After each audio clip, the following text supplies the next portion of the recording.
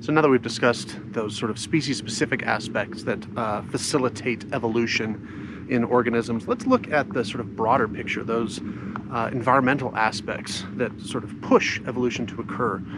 These are known as selective pressures or environmental cues that allow evolution to happen, that sort of force species to adapt or die, that sort of put that concept of fitness to the test. So there are, I would argue, sort of three primary aspects working today. Two of them have worked throughout history. One of them is more recent. So we have geologic pressure, things like volcanoes erupting, earthquakes, and plate tectonics, so the literal movement of continents over millions of years. These things are all key to understanding the evolution of life on this planet. As continents move north or south, east or west, crash into each other, this causes huge sort of environmental and climatic changes. And that leads us to our second one, which is climate. Climate changes pretty readily throughout evolutionary history. We've gone from periods of extreme heat and no ice on Earth to periods where there's only ice on Earth. And I'm not even talking about ice ages, I'm talking about where from pole to pole, even the equator, the Earth is covered with ice. So let's dive a little bit deeper into these aspects and then also dive into that third thing I was talking about, which is human activity, the anthropogenic pressure for evolution. And that's happening right now. And we are, as I'm sure you're aware, facilitating climate changes now that are happening at a scale that is unheard of in evolutionary history in terms of the amount of time it takes for the planet to warm and change.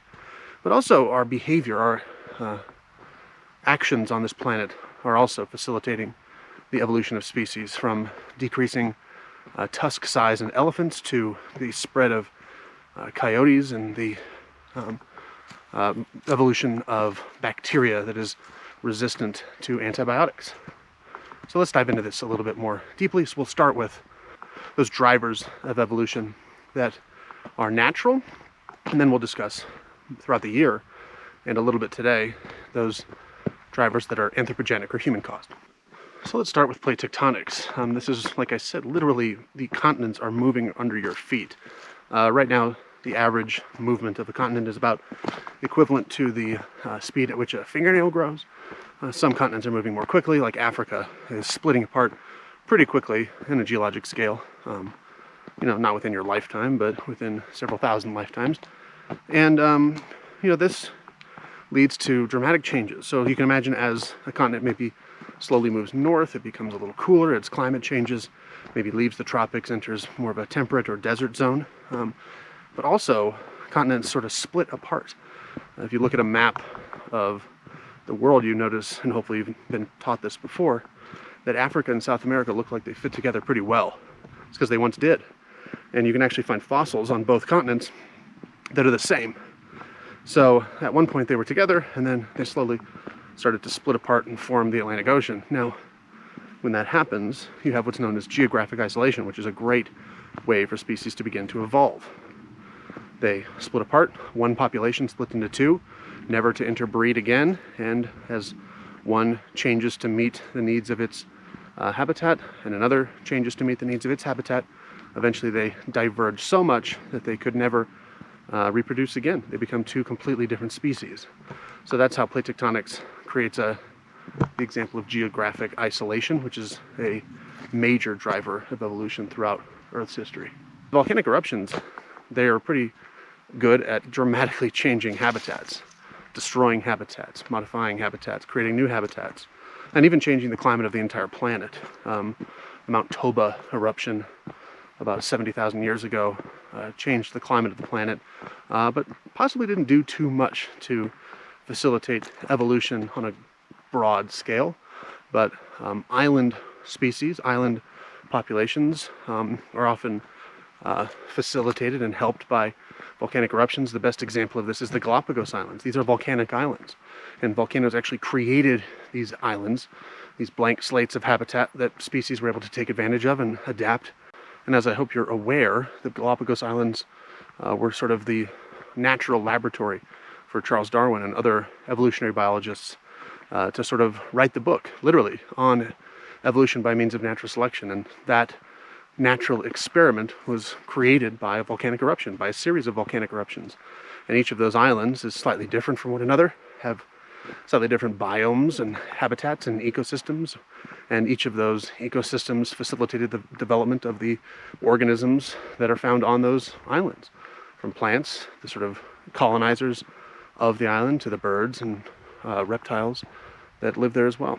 So it's an excellent area to study, and if you're interested in reading about it, I recommend The Beak of the Finch. Really great book to help you understand how evolution works, specifically on the islands of Galapagos. So climatic changes and,